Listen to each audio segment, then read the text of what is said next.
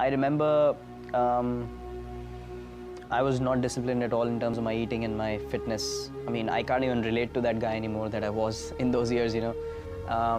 So I had played IPL from 2008, 9, 10, 11, and then 12. IPL 12 was, I was playing for India.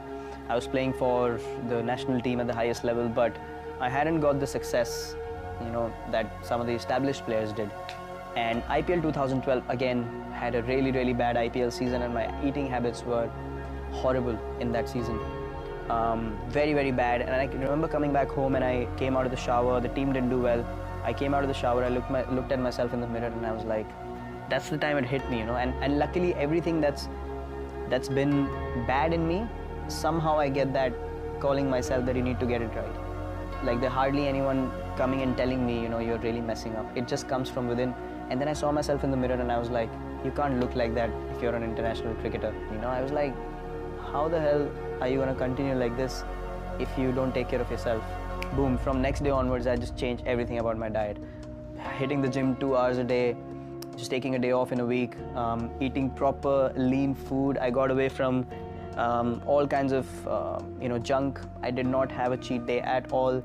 And within 8 to 10 months, I lost about 6 or 7 kgs, and then from then on it became such an addiction because I saw the results on the field. I felt quicker, I felt lighter, felt more focused, and then I was like, man, this is the path I want to walk. It was before all of this happened. This was when I played for the country and then I was left out, and for 13 months I wasn't selected again, and then it became sort of a madness that I want to get back up.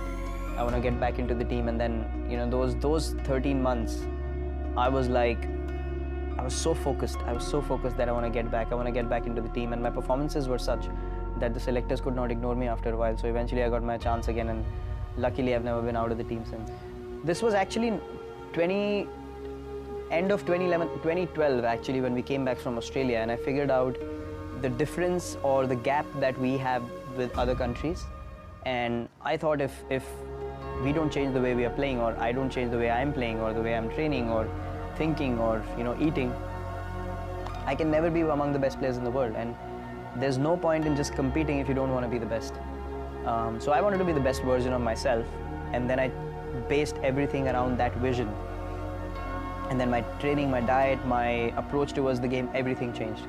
And I know that I wasn't the most skilled sports person when I came in, but the only thing that's been constant is working hard on myself and my game. And that was the time I realized, well, if the Indian team has to be the best team in the world, we need to go ahead in a certain manner. I didn't feel that, you know, when I walked into play, there was any kind of fear or respect in the opposition corner. So I felt like I don't want to walk into the field thinking, or the opposition thinking, oh, this is just a, you know, just a pushover. Don't worry about this guy. He's gonna do no damage to us, and he's just playing just like another player in the team and stuff. I wanted to make an impact. I knew that I have the ability to make my team win, and I wanted to be that version of myself where if I walk in, I wanted teams to think like, we need to get this guy out or else we're going to lose the game.